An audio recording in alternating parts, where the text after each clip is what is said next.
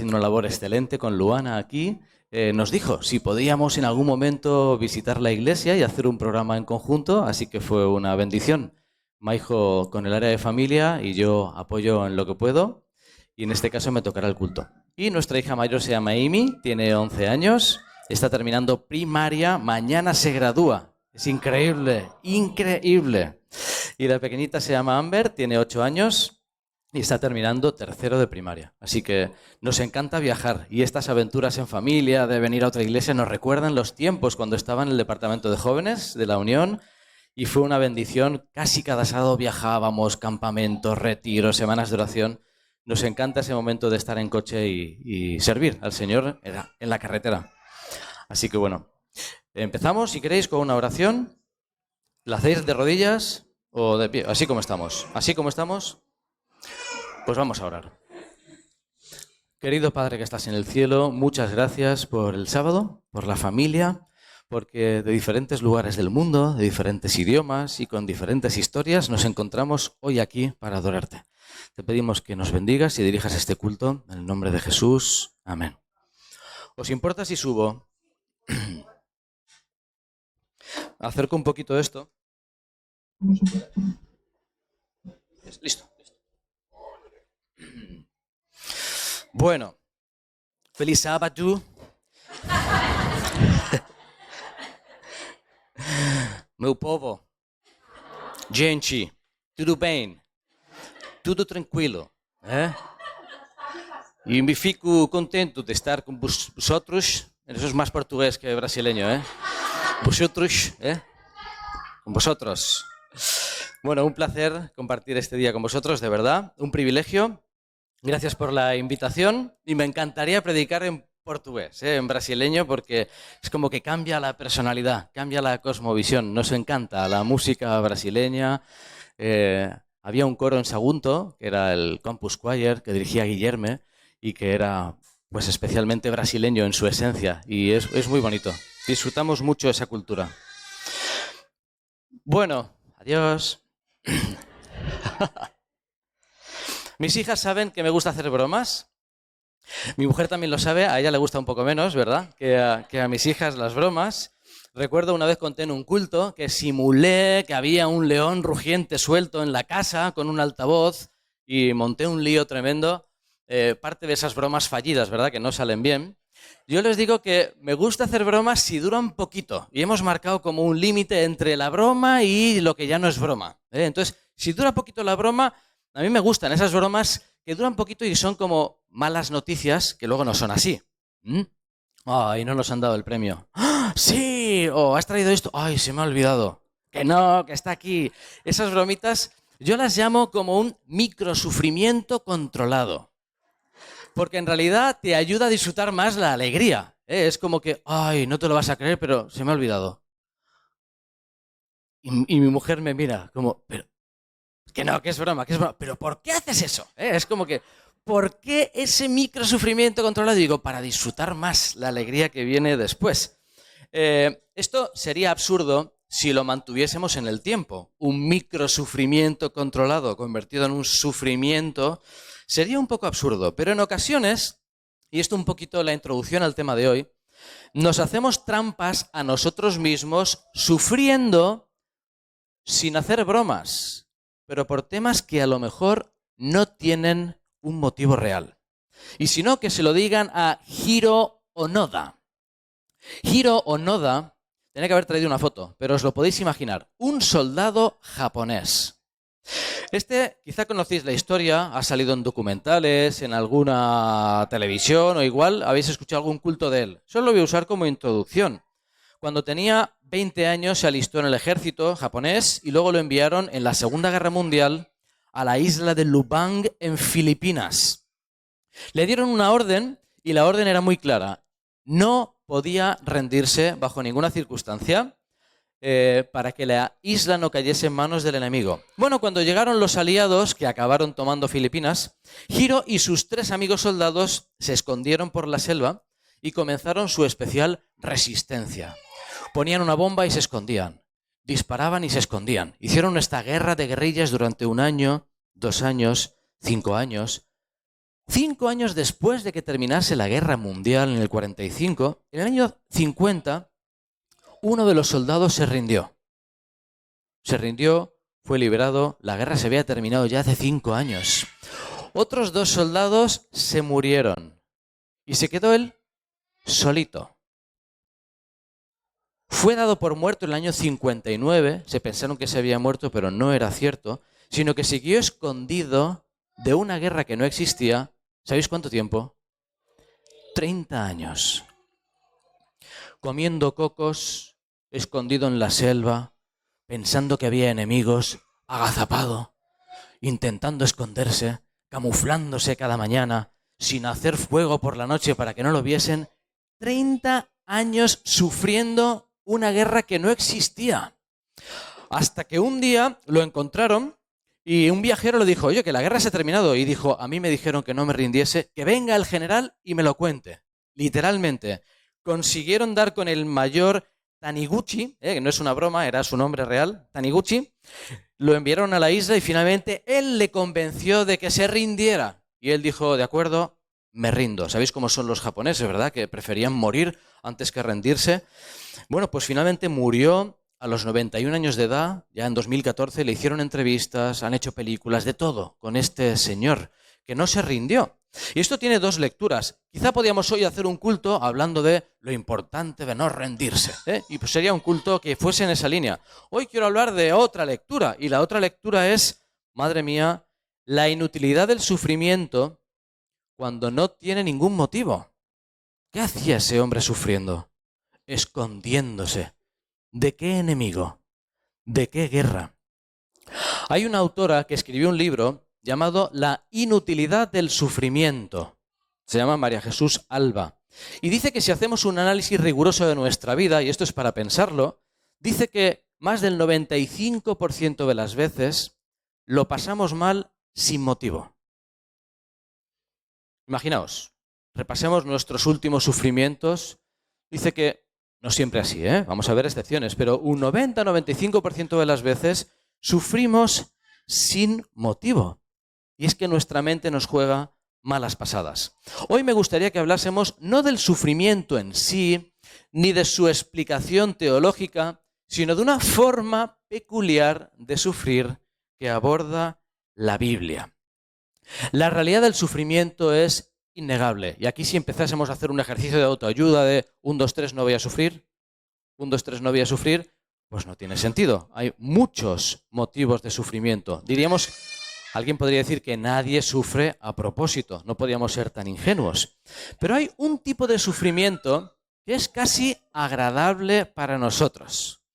Es un tipo de sufrimiento que se puede llamar autocompasión. Es cierto que tiene otra vertiente positiva, pero es un sufrimiento en el que uno se regodea en la afrenta, en lo que me han hecho, en lo que me dijeron. Hay personas que recrean el sufrimiento en su vida, se regodean, se instalan en el rencor y lo que le hicieron ese día se convierte en parte de su identidad. ¿Sabes? Le ocurre a veces a los niños. Los niños a veces lloran, pero sabes que ese lloro de mimo, ese lloro de... no es un dolor real, sino que es un... Vale, es como que quiere llamar la atención, necesita mimo, necesita cariño, etcétera, etcétera. En las personas adultas, cuando se trata de este sufrimiento, lo curioso es que ellas lo utilizan como una carta de presentación. A veces nos encontramos con alguien e inconscientemente decimos, hola, soy Daniel, el que despidieron. Soy Daniel, del que abusaron. Soy Daniel, el que sufrí ese accidente. Soy Daniel, el que expulsaron de la iglesia. Sí, soy Daniel, el que echaron del campamento. No es muy explícito, pero en ocasiones lo hacemos de forma sutil. Y, ¿no sabes quién soy yo? Sí, yo soy ese que... Y te cuento mi historia. Es curioso porque hay personas que muestran ese dolor como si fuese su tesoro más preciado. Ese dolor que me causaron lo guardan como un tesoro. Y hace poco me ocurría en el campus con alguien que me decía, te voy a contar mi historia. Y me contaba su dolor. esa gran afrenta que le hicieron. Y me decía además, mira, este año me hicieron esto, este año me hicieron lo otro, y la iglesia se portó muy mal conmigo. Es curioso porque Elena de White nos dice, la autocompasión deteriora el carácter de los que la han albergado y ejerce una influencia que estropea la felicidad de los demás. Yo llamo que es una especie de sufrimiento en conserva. Imaginad el término, es como que las personas en las casas guardásemos los botecitos con todo lo que nos han hecho. Y nos dicen, mira, esto es del año 74, mira, y te lo enseño. Y hay personas que lo recuerdan muy bien. En el año 74, antes que tú nacieras, a mí me hicieron, ¡pum! Y dice, espérate, vuelven aquí, mira, uy, este es del año 86. En el año 86, no te imaginas lo que me hicieron. Me trataron fatal. Aún lo recuerdo. No se lo perdonaré jamás. Te voy a enseñar otro. A ver. Mira, este. En el año 99. ¡Buah! Salía yo de la iglesia y uno me miró como nunca me habían mirado. No le perdonaré jamás. Y lo guarda. Y de alguna forma es como que tenemos un sufrimiento en conserva personal. En realidad ya no me duele tanto, o podría no dolerme, o debería no dolerme, pero lo sigo reviviendo y trayendo al presente. Siento que lo tengo controlado, embotellado, lo observo, lo abro, lo huelo. En la soledad de un domingo por la tarde, fíjate lo que me hicieron. Lo comparto, pero no lo supero. No lo supero. En el fondo, el sufrimiento en conserva es una forma de autocompasión que no nos deja crecer. Seguimos con nuestros botecitos de daño. Y sabéis, cuando uno construye su identidad en torno a un evento pasado, sea el que sea, una afrenta, una injusticia, un accidente, una desgracia, lo que está haciendo es dejar que eso ocupe mucha parte de su vida. Que eso condicione todo lo que soy. Que eso condicione mi lectura del pasado, que condicione mi posicionamiento en el presente y que condicione cómo enfrento el futuro. La realidad es que hay una forma mucho mejor de construir nuestra realidad y no vivir atesorando afrentas del pasado. Dicho eso, hay otro sufrimiento aún del que me gustaría hablar en esta mañana de la mano de un episodio de la Biblia. Es un sufrimiento que tiene naturaleza espiritual y hay varios componentes que podemos analizar en el caso de María Magdalena en Juan capítulo 20. Juan capítulo 20 lo podemos leer. No vamos a leerlo entero, pero vamos a ir leyendo algunos versículos que nos cuenta qué pasó esa mañana de domingo después de la resurrección. Y simplemente nos vamos a centrar en ella. Y vais a ver qué curioso cómo nos orienta respecto al sufrimiento. Nos dice en primer lugar, ¿sabéis? Los comentaristas bíblicos se arman unos líos tremendos con la secuencia de acontecimientos en la mañana de la resurrección. Si era una mujer, si eran dos, si vinieron los discípulos, si había ángeles, cuando habla Jesús. Elena de White nos ordena toda esta secuencia y por eso llegamos a la siguiente conclusión de secuencias. En primer lugar, llegó María a la tumba. María se marchó a avisar a los discípulos. En ese momento llegaron las otras mujeres. Se encontraron con los ángeles, se marcharon a dar las buenas noticias, que aparece allí, las mujeres se fueron, y en ese momento llegaron Pedro y Juan con María.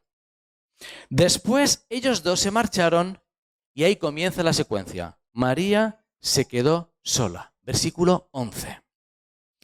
María estaba fuera llorando junto al sepulcro, y mientras lloraba, se inclinó para mirar dentro del sepulcro, y vio a dos ángeles con vestiduras blancas que estaban sentados el uno a la cabecera y el otro a los pies, donde el cuerpo de Jesús había sido puesto. Y en ese momento le dijeron los ángeles: «Mujer, ¿por qué lloras?». Vamos a quedarnos con esa pregunta. ¿Por qué lloras? Ahora, imaginemos a los ángeles. Los ángeles habían vivido todo el plan de salvación. Un plan de salvación que no entendían, por cierto. Siguen sin entender. Los habitantes del mundo no caído en el lío en el que se ha metido Dios tratando de salvarnos. En todo caso, los ángeles habían visto la creación del hombre, habían visto la caída, habían visto el milagro de la encarnación, habían visto a Jesús nacer, habían visto a Jesús morir, se habían sorprendido cuando Jesús se había dejado matar por los hombres. Todo esto lo habían visto los ángeles. Habían presenciado la frase «consumado es» de Jesús, que sellaba para siempre la redención del hombre. Pero habían visto la resurrección, hacía un rato. Y la resurrección lo había cambiado todo. Todo el universo estaba feliz. Todo el universo. La parte más importante del plan de salvación por fin se había cumplido. El hombre iba a ser rescatado y el pecado sería erradicado para siempre del universo. Fijaos, eran buenas noticias en el cielo, pero no en la tierra. Jesús había resucitado, pero en la tierra no lo sabían. En el cielo sí, en la tierra todavía no. Los discípulos aún no estaban disfrutando de esa buena noticia. Y permitidme que lea en el deseo de todas las gentes algo muy interesante. Mientras el Salvador estaba en la presencia de Dios, recibiendo dones para su iglesia, paréntesis, sabéis que Jesús sube al cielo, vuelve, antes de ir, es el episodio que vamos a ver ahora, o sea, cuando dice a María, aún no he subido a mi Padre, después subió, luego volvió, luego es Emaús. Bueno, hay todo un episodio ese domingo, una secuencia muy interesante, pero dice aquí, mientras el Salvador estaba en la presencia de Dios, los discípulos pensaban en su tumba vacía, se lamentaban y lloraban. Aquel día de regocijo para todo el cielo era para los discípulos un día de incertidumbre, confusión y perplejidad. Su falta de fe en el testimonio de las mujeres que habían dicho, oye, no está, ha resucitado, da evidencia de cuánto había descendido su fe. Las nuevas de la resurrección de Cristo eran tan diferentes de lo que esperaban que no las podían creer. Eran demasiado buenas para ser verdad. Los discípulos ya habían recibido el mensaje de las mujeres, oye, que Jesús ha resucitado. Mentira. Que ya no está en la tumba. No puede ser. Que está vivo, no me lo creo. Hay un contraste entre la vivencia del cielo y nuestra vivencia de la realidad. En el cielo ya hay alegría, en nuestro corazón todavía no. De repente, una mujer, amiga de Jesús, amiga de los discípulos, lloraba tratando de buscar dentro de la tumba. Y ahí insisto en la pregunta, ¿por qué lloras? ¿Por qué? Es una invitación a la reflexión. Solo tiene sentido esta pregunta desde la realidad celestial. Oye, ¿por qué lloras? Es como que, ¿cuál es tu motivación para llorar? Podríamos ampliar el sentido de la pregunta a esa María. ¿Lloras por ti? Sé sincera. ¿Lloras por ti? ¿Lloras por tus sueños rotos? ¿Lloras por tus expectativas? ¿Lloras por los planes que tenías y no se pueden cumplir? ¿Lloras por Jesús? ¿Lloras porque te das lástima? ¿Por qué lloras? Primera reflexión. Y sabéis, ella responde, dice, porque se han llevado a mi Señor y no sé dónde le han puesto. Y os hago una pregunta, ¿era eso cierto? ¿Por qué lloras? Porque se han llevado a Jesús y no sé dónde lo han puesto. ¿Era cierto lo que estaba diciendo ella? No. No era cierto. No se habían llevado a Jesús, había resucitado, pero nadie se había llevado a su Señor. Y esto es lo curioso, se lo estaba inventando. María se había montado una película de las nuestras. Era su explicación. ¿Habrán robado a Jesús? ¿Y por qué lo han robado? Y dice Elena White que su pensamiento empezó a irse con seguro que no era suficientemente rico para estar en esta tumba. Ya lo sabía yo. Siempre la opresión de los romanos con los pobres. Nunca podremos tener nuestros derechos. ¿Por qué siempre nos ocurre lo mismo? ¡Qué vida tan desgraciada! Encima nos roban a Jesús. ¿Pero por qué no nos dejan en paz? Y empezó ella a montarse una película. Estoy harta de que todo salga mal. Por una vez que alguien me amaba y lo habéis matado. Por eso lloro. Imaginaos, la respuesta de María. ¿Que por qué lloro? Por todo esto. Cuando había dicho esto, se volvió y vio a Jesús que estaba allí, mas no sabía que era Jesús. Otro personaje. Ya después de los discípulos, aparece Jesús en persona y le hace la misma pregunta. Yo creo que aquí hay algo para nosotros, cuando se reitera en la Biblia y le hacen la misma pregunta. Y le dice Jesús, mujer, ¿por qué lloras? Insisto en la idea de que la pregunta parece absurda si hay alguien que llora porque se ha muerto alguien. Pero la pregunta desde el cielo tiene todo el sentido del mundo. Es que va dirigida a nosotros. Es un, hola, ¿por qué lloras? ¿Por qué sigues llorando? Y le añade Jesús, ¿a quién buscas? Fijaos que esa va a ser la clave. Ella, pensando que era el hortelano, le dijo, Señor, si te lo has llevado tú, dime dónde lo has puesto y yo lo llevaré. No tienes ni que molestarte, por favor, dime dónde te lo has llevado. Lo primero que llama la atención de esto, ¿sabéis qué es? Que no reconoce a Jesús. Llorando, con el rímel ahí todo, con la cara toda oscura, con los mocos, con el pañuelo, enfadada. Aquí siempre lo mismo y la misma historia y siempre acaba todo mal y no sé qué. Y está Jesús delante. Hola, ¿por qué lloras? ¿Que por qué lloro? Imagínate a María dando vueltas en su lloro, en el mundo de tristeza absoluta que se ha montado. No reconoce a Dios. Dice el deseado de todas las gentes que estaba confundida. Tenía expectativas truncadas. Faltaba su fe. ¿Habéis leído esa poesía de las huellas? Esa poesía de las huellas caminando en la arena. Y dice, Señor, ¿y dónde estás tú en los momentos más tristes que solo veo dos huellas? ¿Dónde estabas tú? Y la respuesta es, si solo ves dos huellas en vez de 4, es porque te llevaba en mis brazos. Es una poesía muy bonita, convertida en canción. Y nos muestra esta realidad. Cuando estamos caminando y todo va bien, vamos silbando por la playa, con Jesús, qué bien, colgando la mano. Y de repente, cuando las cosas van mal, decimos, ¿dónde está? ¿Dónde está? Me ha dejado sola. Me ha dejado solo. En este caso, es muy interesante que nuestro sufrimiento autoconstruido, autogenerado, en nuestra explicación de la realidad, de los romanos, de los pobres, de la lucha de unos contra otros, de mis sueños rotos, de que nunca me ha querido nadie y ahora me lo han arrebatado, todo esto, que era mentira, en todo esto no nos deja nuestra realidad ni siquiera a ver a Dios. Y en segundo lugar, nos surge el reproche a Dios. El reproche a Dios. Había una buena noticia. Jesús estaba con ella, pero ella seguía llorando, incluso discutiendo con Jesús. No lo habrás cambiado tú de sitio, ¿verdad? Porque solo faltaría que te lo hayas llevado. Siempre igual con los hortelanos, todos igual. No sé, eso ya me lo invento yo. Pero, ¿por qué te lo has llevado? ¿Dónde te lo has llevado? ¿Dónde lo has puesto? Fijaos, María estaba sentada a la tumba de sus sueños. María estaba sentada en la puerta de sus sueños rotos. Y aquí hay algo muy importante. ¿Sabéis por qué María no reconoció a Jesús? Porque María estaba buscando un cadáver. María buscaba a un Jesús muerto. ¿Dónde está? ¿Dónde está el Jesús muerto? El que vi el viernes. Si yo venía aquí con toda la mirra y con todo para... ¿Dónde está el Jesús muerto?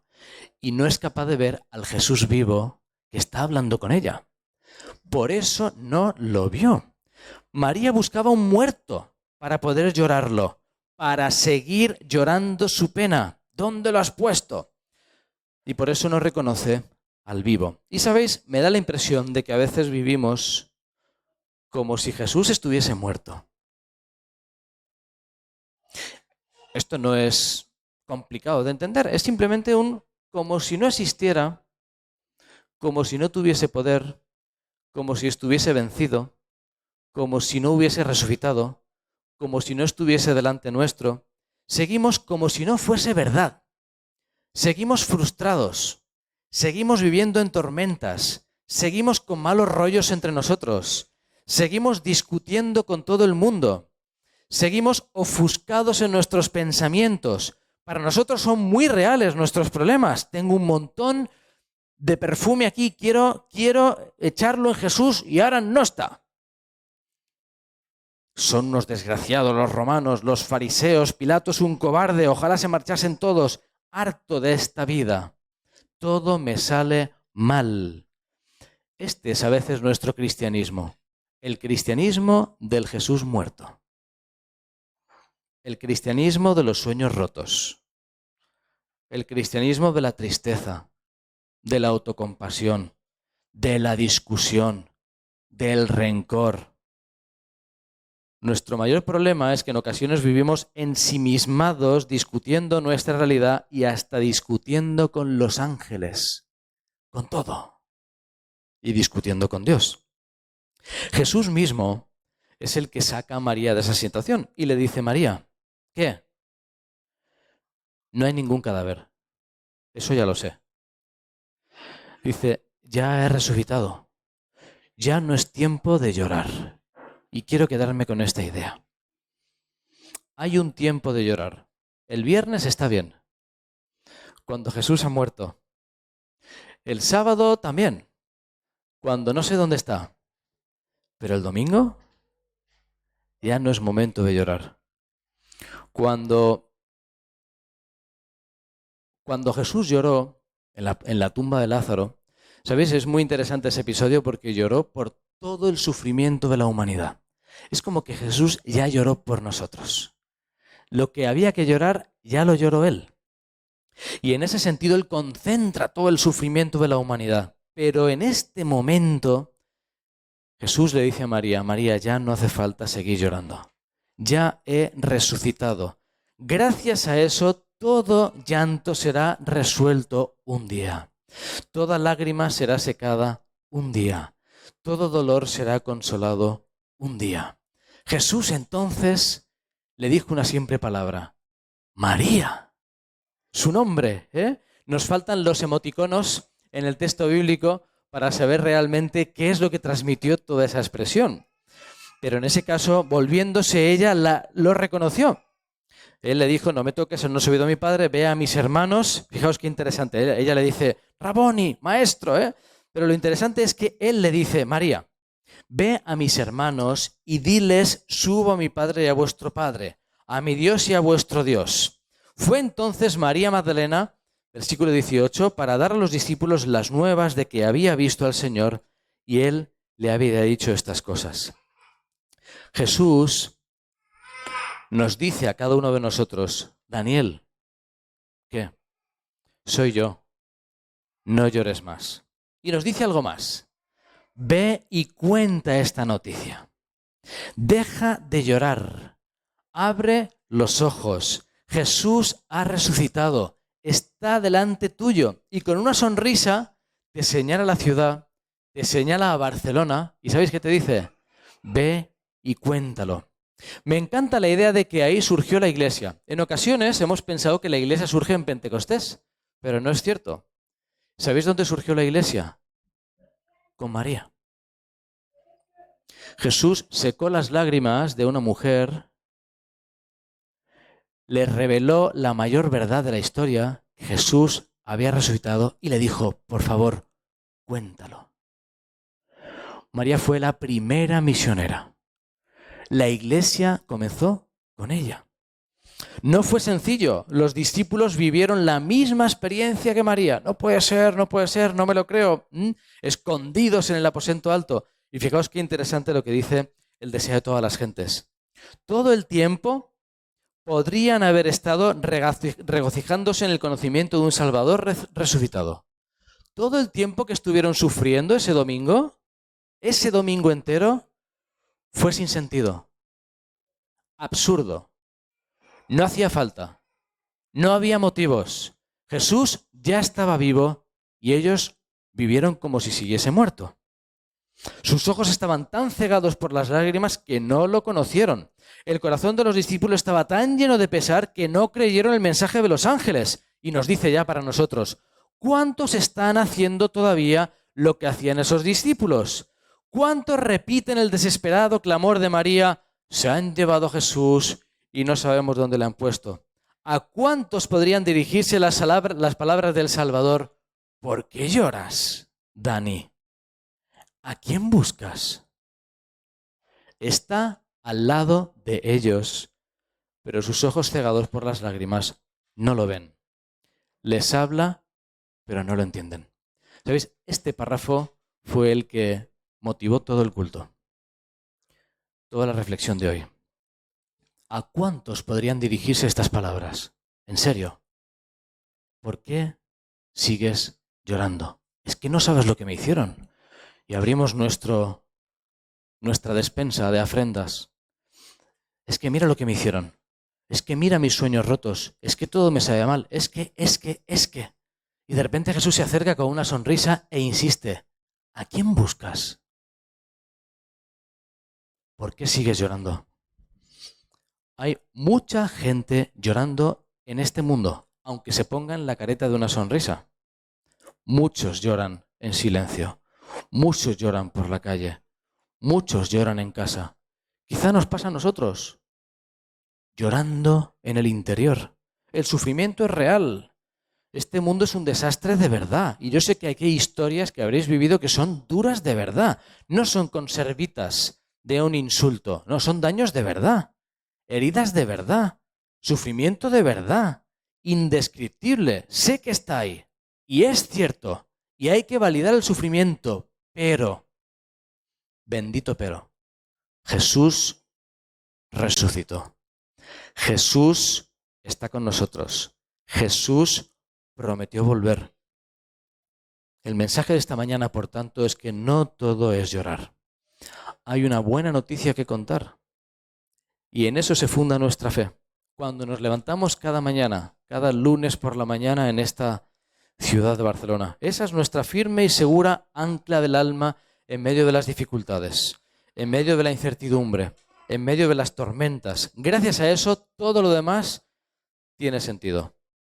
Por eso, termino esta mañana. Deja de llorar. Deja de lamentarte. Deja de mirar la tumba. Deja de buscar a un Jesús muerto. Deja de mirar atrás. Deja de pensar lo que pasó el viernes. Deja de discutir con todo lo que te rodea, hasta con los ángeles. Deja de enfrentarte hasta el mismísimo Dios.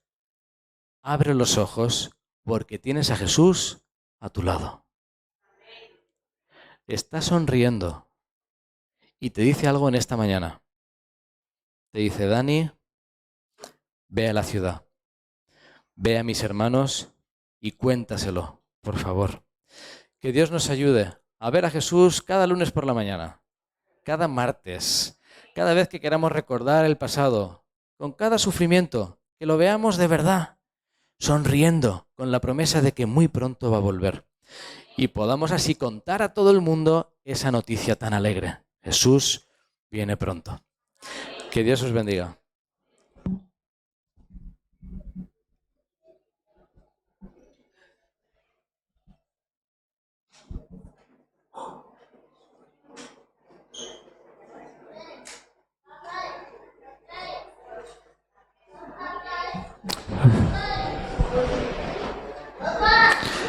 Sublime amor.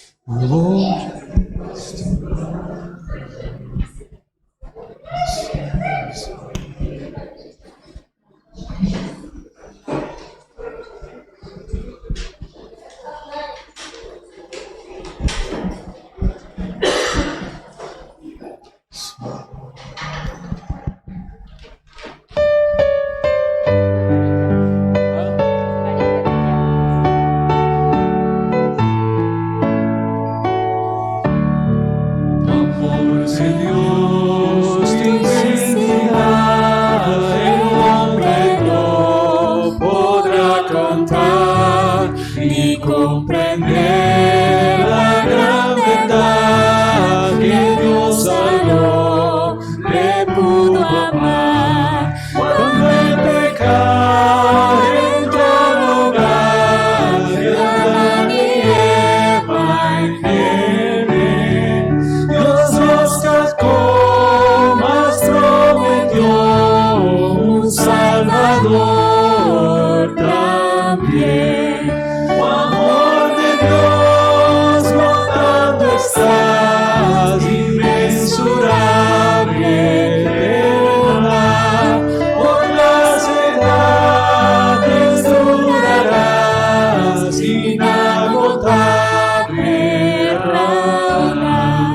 Si fuera tinta todo el mar y todo el cielo un gran papel y todo hombre un escritor y cada hoja un pincel para escribir de su existir no bastaría jamás. Él me salvó y me lavó y me da el cielo además. Amor de Dios brotando estás, inmensurable, eterna, por las edades durarás, inagotable radar. Y cuando el mundo pasará con cada trama y plan canal, y todo reino caerá con cada trono mundanal. El gran amor del Redentor por siempre durará. La gran canción de salvación su pueblo entonará. Amor de Dios brotando estás, inmensurable, eterna, por las edades durarás, inagotable raudal.